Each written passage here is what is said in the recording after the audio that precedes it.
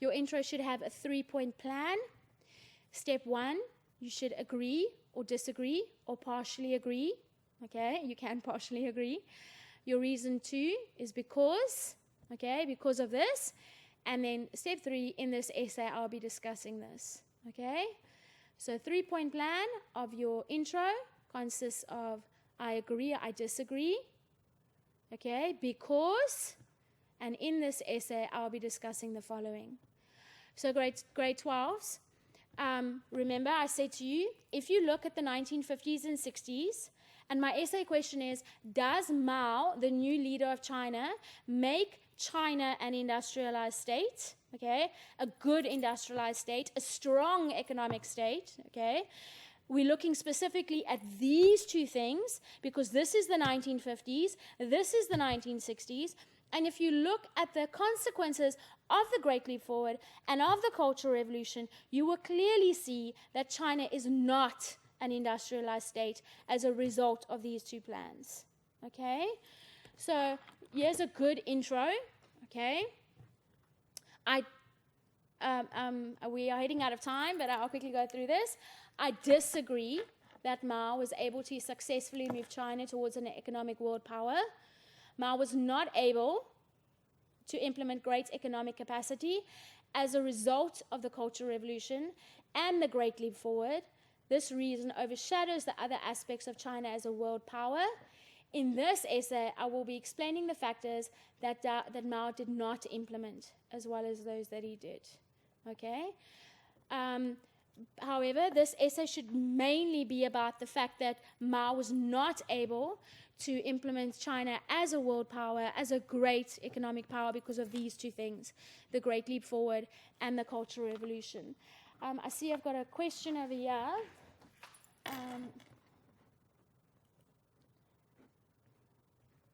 Okay, I've done that. One of the questions is, what is the Cultural Revolution? And we need an explanation of the Cultural Revolution.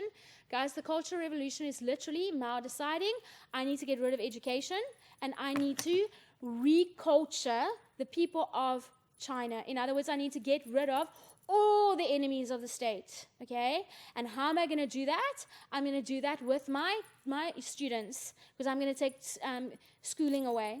And at the same time, the students are going to join the army, and they're going to form the Red Guard, okay? And remember, I said to you, that was a period of terror, it was a period of killing, it was a period of just chaos, and during that period, there was no ways, okay, that Mao was able to make China an economic and industrialized power. There was no ways. So you would disagree with that question. Let's just quickly go to the next question. Why did the Great Leap Forward fail in China? Like I said to you over here, there was just too many things that the peasants had to do, okay? Remember I said to you, the peasants had to make food, okay? They also had to smelt. In other words, they had to make iron in their, on their farms, and at the same time were pulled away every now and then to build dams. So there was just too many things they were doing. There was no ways they could be successful. Okay? And the point of this is to make food so that we can feed our new industries. But you can see that the iron industry is failing because, I mean, these poor peasants can't do that and make food. And at the same time, because they can't make food, it's leading to a famine where 20 million died. Okay? Just quickly going to wrap up here.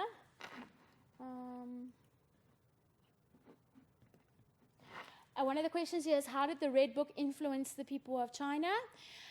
Guys, that was Mao's ideas. Okay, those were all of Mao's ideas, how he believed that China should be running, who he believes should be taken out of China. So your teachers, your educated, anyone against communism, even your parents, if they speak out against Mao, oh, this has fallen out, okay? So anyone that is seen as an enemy of the state, okay? Anyone seen as an enemy of the state, that was in the Red Book. And the Red Book was basically read all the time, okay, in all of the rallies and protests and stuff, okay? This is here.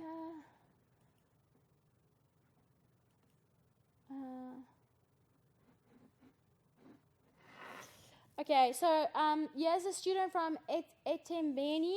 I'd like for you to repeat what is the Great Leap Forward, okay? Once again, the Great Leap Forward was just about the peasants making food, okay? Collectivization, making these huge farms, okay? Because once you can mass produce, okay, once you've got food, you can feed the factories, okay? You can feed the factories, okay? And however, these poor farmers were on farms that were just too big, okay? They just couldn't produce because they were just too big, okay? At the same time, they were expected to make smelt iron, okay? And they had to build dams. Okay, now that is the emphasis of the Great Leap Forward. In other words, this is what the aims of the Great Leap Forward are. We must make food, we must smelt, and we must build dams. But none of those things work because the peasants were just too busy. Okay? Right, then just quickly, I've said here, each paragraph should have 1 point. Okay? This would be a good paragraph to have in your essay. This paragraph is on the Great Leap Forward, okay? The aim was to make China a great industrial power. Peasants were placed on communes, which were just too large. In other words, the farms were just too big. Peasants were unhappy that they lost their privacy within the family unit and production levels fell. At the same time, peasants were subjected to hard labor as they were forced to smelt in backyard furnaces. This led to low-grade iron being produced. Peasants were also removed from farms to work on water projects. As peasants were removed from their farms, food levels sank even more, and this led to a famine that killed 20 million people between 59 and 62. And then there is my argument. As a result of the Great Leap Forward, China did not have great economic capacity and food supplies, which meant that Mao failed in this area in making China a superpower. Okay? Obviously, your next paragraph will be then just on, your next paragraph will then be on the Cultural Revolution and how the Cultural Revolution was a failure. Okay? Guys, I see one of my messages that I have here is, which essay question do you think might be focused on the final exam? Unfortunately, grade 12s, I can't tell you what the essay question will be. As clueless as you are, I will obviously prepare my learners as well as possible, obviously about how Mao implements communism in China, how it was a failure during these years. Also, the focus is that you should ask your teachers about is the relationship between Russia and Cuba and China. Okay, what is the relationship between China and Russia, and what is the relationship between China and America? Because remember, this is a Cold War fight. Okay, remember this is the middle of the Cold War. America doesn't want China to be communistic because they are just below Russia. Okay, so there are numerous essay questions that can come out of this. My suggestion to you is that you know all your information very, very well, and that obviously any essay question that the department throws you at the end of the year, you can answer. Okay, this is just one of them.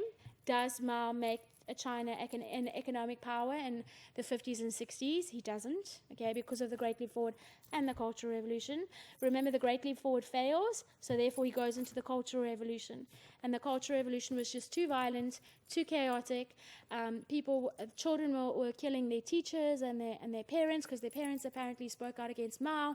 And during all of this chaos, they were not able to produce, okay? One of the questions here is, what is a commune? Okay, I spoke about a commune in the Great Leap Forward. A commune is collectivization. It's one of those huge farms. So a huge farm would be known as a commune. Okay, it's also a word that came out last year in your grade 11 history. In Lenin and Stalin made communes. Okay, in collectivization. So the word commune means a big farm under collectivization. Okay, grade 12s, I think I'm on my way out here. It was very nice to be with you this afternoon. Next week I'll be doing Angola with you and Black Power. I think it's Angola and Black Power. I hope I've clarified a few things. I hope I have actually left you with more questions that you should go and ask your teacher. Good luck for the week ahead. I hope it goes well, and I will see you next time. Thank you very much.